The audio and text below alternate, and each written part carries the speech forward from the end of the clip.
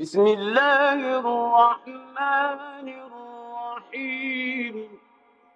First of all, Veronica, welcome to the show. Hi, Thank you for coming on. Thank you for having me. This has been a long time. A long time coming. Yes, I know.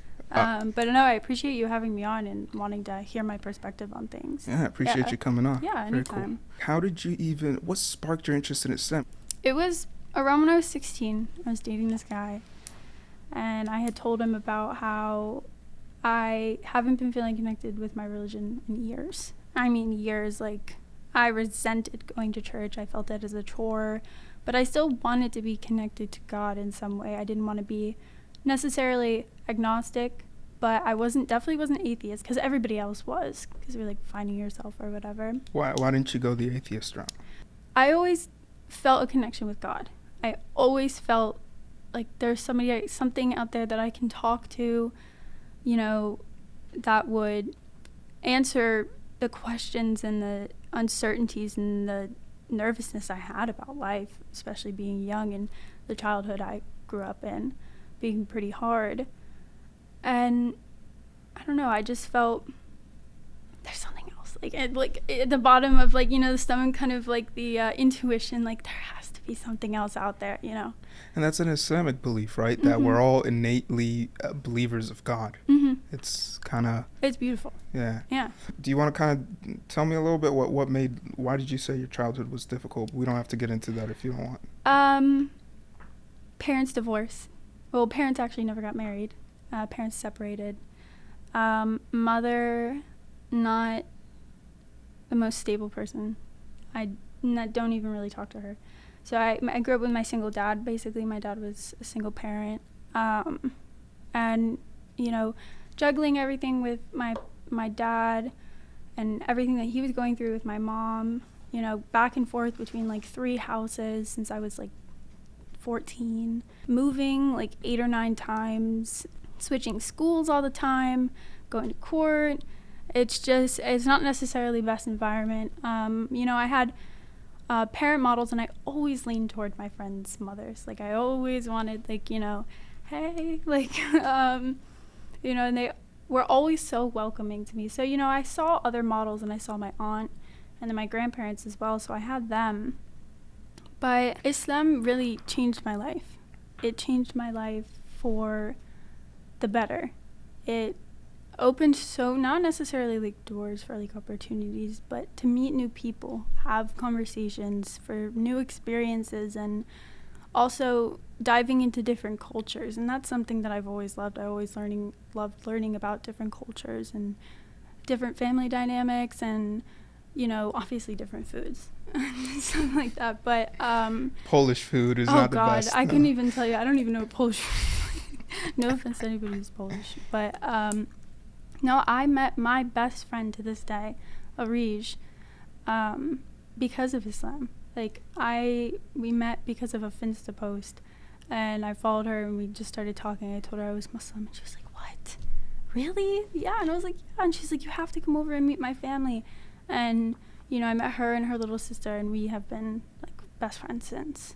That's awesome. Yeah. So walk me through it again. Yeah. You met your friend, and then what happened? So I knew I wasn't connected with Christianity, so I kind of was on my own wave of like praying to God myself, and, you know, kind of like talking to him or talking to them, and just being like, what do I do? Like, what is out there? Like, what am I gonna do? Like, I don't feel connected with Christianity, but I still want God in my life. And I was kind of researching Judaism. You know, I really didn't practice it a whole lot. I didn't, you know, go that much into it, because I was talking a lot to my ex at the time, and then he was just like, well, I can obviously tell you more about it if you want. Once him and I stopped talking, then I, you know, did my own research for about 6 months, 7 months, yeah, because I kind of did it in December, and it wasn't really till the late summer till I fully decided this is what I want. And you can, you know, like I said, the community that I went into first, being 16 and so young and trying to navigate this myself, it was so welcoming, so warm, and just everybody wanted to teach me. There wasn't one person that I had met who was a Muslim who didn't help me in some sort of way with this religion, who didn't want to talk about the negatives, things that I maybe thoughts that I had about it, or the things that I was confused or questions that I had. You know, I had so many people that I wasn't even really necessarily friends with who just wanted to help me because they wanted to see my journey and like what I wanted to do with Islam. I like what you said. Muslims don't shy away from the difficult questions in Islam. Mm-hmm. A lot of the criticisms of Islam historically by atheist or agnostic or Christian and Jewish scholars, it is only documented and known by us in this modern time because Muslim scholars took the time to write it down. Mm-hmm. It is our own religion that wrote down the criticisms of itself mm-hmm. to answer them. Mm-hmm. We are very intellectually honest in the way mm-hmm. we operate. But you're also scientifically minded. That's something you're deeply interested in. So in those 6 months, how did that kind of go exactly? Because you're reading a book that not only comments on everything in life, and one of the things it comments on is science, but mm-hmm. not drastically. At the end of the day, it's a religious book. Did you ever find like, no, I'm not interested in this God thing, you know, the universe is God, life mm-hmm. is God? Well, I think everything that we learn came from God. Evolution came from God, like Big Bang, because yes, scientifically you have certain, you know, chemical reactions, certain physical reactions, just any sort of one step led to another. And as a scientist, as somebody who is heavily involved in it, I want to look at the cold hard facts, and I want to look, okay, this and this happened, so this occurred, right? So I tried to somehow entwine the two, you know, not necessarily take, let's say for Christianity or Catholicism, there's certain parts where it's like, oh, we were just plopped here, like humans and stuff like that, and evolution doesn't exist. Some people think the world is 6,000 years old, which is not true. And I just wanted something where I could connect the two and have, you know, a basis in my religion where I can look at and be like, wow, they discussed this or they talked about this, and relate it to the own work that I'm going to do or the work that I'm doing currently. I think that he created it in such a perfect way for these things to happen, for, let's say, life to evolve, let's say, for galaxies to rotate, for things like black holes and everything like that, for us to question what's out there, for us to learn more. And, you know, I think I personally love that. I love it. I love tying in religion and science because personally I think they go hand in hand because I think those are huge. I love reading the two and comparing them. The universe came to be in 10 to the negative 33 seconds. That's how fast it was, which is insane to think about, and to see that kind of tie-in with the Quran is very nice. And it's nice to, you know, have those two go hand in hand in a sense, because I'm in a major surrounded by a lot of people. Majority are like, okay, well, scientifically this and this happened, it's nothing else, you know. So I like connecting the two because it brings two worlds that I love so much together, you know.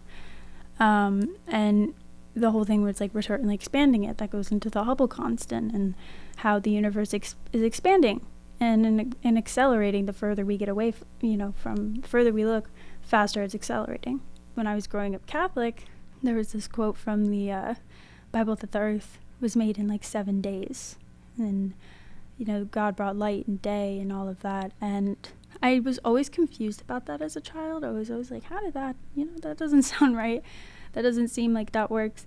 But as I started learning more about physics and astronomy, I sat down and I think, I don't want to ever take that, or even in the Quran, as that literal, you know. I don't actually think that it happened overnight. I think it's more of a interpretation of the grand design of the universe as a whole. I would say you can apply that with the Quran and Islam, Mm-hmm. but not necessarily Christianity and the Bible. Islamically, before even scientists came out and said that the universe has been around for billions of years, Mm-hmm. Islamic scholars told us, and even in the Quran it tells us that the day is not actually the day. Yeah.